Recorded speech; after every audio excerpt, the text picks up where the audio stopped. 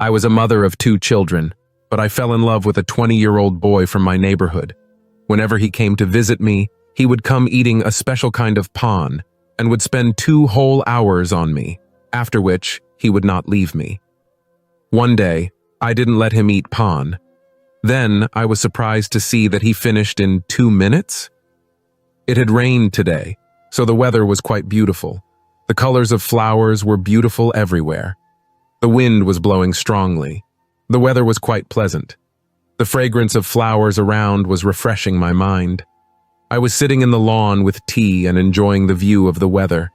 I had to drink tea during the rainy season, but I didn't like it much, because tea and rain have their own special relationship. I was just drinking tea when my daughter Garia came to me with her drawing book and said, "Mummy, make me a drawing." I kept the teacup on the table and started drawing for my daughter. Suddenly, a ball came from the neighbor's house and hit my teacup and fell down. The ball hit the teacup and all my tea fell. I was very angry with the neighbors. At that moment, there was a knock at the door. I opened the door in anger, and there was a young boy standing in front. He was demanding to get his ball back. I was very angry, so I told him loudly, and he didn't even give the ball back. The poor guy stood silent in respect for me. I closed the door tightly and sat down again. Just then I was sitting there when there was a knock on the door again. Now I got even angrier, and I immediately started talking nonsense as soon as I opened the door. This time the boy didn't speak, and while leaving he only said that beautiful girls don't like anger. I was surprised at what a strange boy he is. I have told him so many things, but still, what is the point of him calling me beautiful from the front? I felt sorry for him and gave him back his ball and said, "Play carefully in the future. It won't be good if my tea spills because of you in the future." This time he smiled slightly and left. This time I saw a slight mischief in his eyes, and I ignored him and quickly closed the door and sat down again with my daughter. A few days later, when I went to the roof to wash my clothes, I saw the same boy walking on his roof. Actually, their roof and our roof were very close. 2 people could easily talk from one roof to the other. I tried to ignore him completely, but my attention kept going to him, and he also noticed this very much. He came towards me and asked me a couple of questions about my house. I could see a strange mischief in his eyes. I was surprised to see him extending his hand. I shook his hand reluctantly and said, "My name is Maria." "Maria, wow, your name is also very beautiful like yours." He praised my name, so I blushed and quickly picked up the basket and went down the stairs, and he kept watching me go, smiling. Now Hamza and I used to have light conversations. I would often go to the roof and talk to him. Sometimes I would go to the roof to teach the children's school uniforms, and sometimes I would go to dry my husband's shoes in the sun. My husband worked in an office and was in a good position. He would leave in the morning and return home only in the evening. I was alone at home with the children all day. My mother-in-law also lived with me, but she was a stroke patient and would lie in her room. When the children went to school, I had nothing to do. I had hired a maid to do the housework. Slowly, our conversations increased. Our friendship grew so much that if I needed anything, I would immediately call Hamza. And Hamza also sat waiting for when I would be called and when he would come. He stayed at home all day. His father owned a factory, so Hamza did not feel the need to work much. He was the son of a rich father. After completing his MBA, he was now free and was wasting time at home. Whenever he came to meet me, he would swear a special oath. Since this morning, my mother-in-law's health was not feeling well. Due to her poor health, I called my husband, so he immediately came home and took my mother to the hospital. After a while, Hamza's call came. I was also in the hospital with him. My phone rang, so my husband asked me whose phone it was. I hung up the phone and said, "No one, just a friend. Maybe she's calling to ask how you're doing." My husband was a simple man. He didn't ask many questions and sat quietly. I took my phone and came out of the warden's office. "What's wrong, Hamza? I'm in the hospital," I said as soon as I picked up the phone. "I was just missing you. I haven't seen you since morning, so my heart was restless as soon as I heard what he said. How many times should I tell you that I'm in the hospital? It's not allowed to listen to the phone here and there's no signal. My husband is also with me upstairs. If he sees it, he'll kill me. I was angry and wanted to see how cute you look, he said, getting excited. I liked hearing my praise from him, so I softened up and said, "Okay, Dad. I'll go home in the evening, then take a look at it to your heart's content. Now put down the phone. It won't be good if my husband comes back. He can also read suspicion." "Come on, okay, I'll hang up the phone if you're happy with that," he said angrily and hung up the phone. As soon as he hung up the phone, I started feeling uneasy. I called him back a couple of times, but he hung up the call, and my anxiety increased because today was the first time he had gotten angry with me. When he didn't respond to my calls or messages again and again, I sat down quietly next to my husband. "Who was calling? What happened?" My husband looked at my face and said, "I was just telling you about a friend. It's nothing. I'm just worried about my mother. When will we go home?" I asked my husband. "We'll shift my mother from the ICU in a little while. Then we'll take her home," my husband said, holding my hand. I thanked God in my heart and sat down silently and waited eagerly to go home. As soon as I got home, I put my bag first and went to the roof. Fortunately, Hamza was already on the roof and started to leave when he saw me. So I called out, "Hamza." At my voice, he stopped and turned around and looked at me and said, "What's the matter? Tell me quickly. I don't have much time. If you're still angry, now that I've come, fix your mood," I told him. "You have no idea how much I've missed you. I haven't seen you since morning. If I had called you, you wouldn't even talk to me for fear of your husband. He was really angry. Now you love your husband more than me. You know very well how much I love you. I can't live without you." He spoke quickly and held my hand. "If you refuse to talk to me after today, I will be angry forever." He warned me and said, "Okay, Baba. I will not do anything like that. Now, I am happy." I said to make him happy, and he smiled slightly. "Thank God you smiled. So, you are right," I said. At that moment, I heard the sound of my husband's feet climbing the stairs. I quickly turned back and saw that he was coming towards me.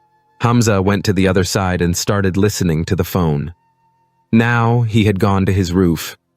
Seeing him on his roof, I felt a little relieved, and I said to my husband, "Hey, did you have any work here?" "No, I have no work. I am looking for you. I am here." "Hey, you came straight to the roof after coming from the hospital. What are you doing on the roof?" Seeing Hamza listening to the phone, he looked at me and said, "I was already feeling unwell because of the hospital, so I went to breathe in the open air," I said, avoiding the conversation. He said, "Okay, let's go down now. It's time for my mother's medicine. Give her medicine." He held my hand and took me downstairs and started talking. I thanked God in my heart that we were saved, and I also started going down the stairs with him. The next day, my mother's health was much better, so my husband also went to the office. I was very happy that he said, "Thank God, he has gone to the office, so let's talk to Hamza." As soon as I called Hamza, he disconnected my call, so I got worried. I called again, but he still disconnected the call. He was not understanding, and my worry was increasing. Today, he had not even come to the roof. I was worried. What was the matter? Why was he not picking up my phone or coming to the roof? What could be the reason? Many questions were running through my mind. Now I couldn't let go. My heart was wanting me to have wings and fly away to Hamza. This situation continued until almost noon. Finally, I was forced by my heart to go to Hamza's house and went and rang the doorbell. After ringing the doorbell several times, Hamza opened the door and was surprised to see me because I had never been to Hamza's house before today. As soon as I went inside, the first thing I said to Hamza was, "Are you okay?" He is not answering my phone, nor has he come to the roof. What happened? Hamza showed indifference and started to walk inside. I held his hand and stopped him. "Hamza, I am talking to you. You know very well how much I have started loving you. That is why you are showing your love. Let go of my hand and sit inside and talk." He was asking me to go inside, and I was looking at him. What was the indifference in his tone? I also followed him to his room. There was no one in the house except me and Hamza. I told him, "Now tell me what is the matter. Why are you showing so much indifference? You know very well that I cannot tolerate your indifference." I was about to cry. He suddenly got up and hugged me and said, "I was just testing you. How much do you love me? Do you really yearn for me? But my dear, now I am sure that you really love me a lot. You think about me exactly the same way I think about you. So you were testing my love, Hamza. How did you think that I do not love you? I love you very much. Try it even more, but for God's sake, don't keep me away from you like this. I can't live without you," I said, tightening my arms around him. "Well, what can you do? What proof can you give me of your love?" he said while pushing me away. "Proof. You can do whatever you want. Whenever, wherever, whenever you call me, I will be there." I looked into his eyes and said, "Think about it. You are making a big claim. If you are wrong," he told me, "I will never go back on my word. If you want, try it," I said confidently. "Come on. Okay, we will do that too. Now I will make tea for you. Let's sit and drink tea together," he said, smiling. Then I also felt sorry for myself, and I went to his kitchen with him. We both stayed within limits and gave each other a lot of love, and at the same time I was the one who ate his pan. She was getting angry even more than usual. Her pan had a strange smell that I didn't understand. He used to say, "This is a special kind of pan. I make it on special order." Today, I was very happy because my husband was going out of the country for a month on behalf of the office for work. When I told this news to Hamza, he was also very happy. Finally, our meeting day was coming very soon. Now the time was coming when Hamza and I could do anything in our house without any restrictions, without any fear, where no restrictions were imposed on us. My husband had an evening flight, so I prepared his bag. As soon as he came from the office, he went to his mother's room and then to his room to meet the children. And while leaving, he said Allah Hafiz to me, gave some instructions and left for the flight. As much as I was happy about his departure, my children were as sad. I quickly fed the children and took them to their room to sleep. After the children slept, I came to my room and picked up my mobile and called Hamza. As soon as I answered the call, Hamza started expressing his desire to meet me. He said, "If I don't meet him today, he will break up with me." He asked me, "What's the problem? Now your husband has also left. Why am I making excuses now?" He wanted to come to my room in the dark of night, and I was afraid because my mother-in-law was also in the house. Of course, she was in bed. But still, I didn't want to arouse any suspicion in him. That's why I was refusing. But in the face of Hamza's stubbornness, I finally gave in and called him to meet me in my room. He was very happy and quickly hung up the phone and said that he was just coming because the family was sleeping and the children were also sleeping. My husband had gone, so he wanted to meet me right now. I was very scared, but I was very scared. Finally, Hamza came to my room, and he immediately hugged me and started loving me very much. He had loved me so much that even my husband had not been able to love me so much. I told him, "Don't eat pan today, otherwise I will not let you come near me because I cannot stand its smell." Then Hamza told me that there is a special kind of drug in this pan that makes you intoxicated. Its price is in thousands. He was also trying to feed me pan, when at the right time, I felt someone entering the room and it was none other than my husband. Seeing me and Hamza together, I was shocked, as if the ground had just left my feet. Seeing my husband in the room at such a time, a cry of fear came out of my mouth. I was trembling with fear. Hamza quickly dressed and I also packed my clothes. Yes, why am I ashamed? Seeing me like this, my husband looked into my eyes and said, "But now you have left, right?" Then suddenly I said in a huff, "If I had left, how would I have seen your real face?" My husband said angrily. I quickly sat at his feet and said, "Please, forgive me. I have made a mistake. I was lost." By then, Hamza had fled from there.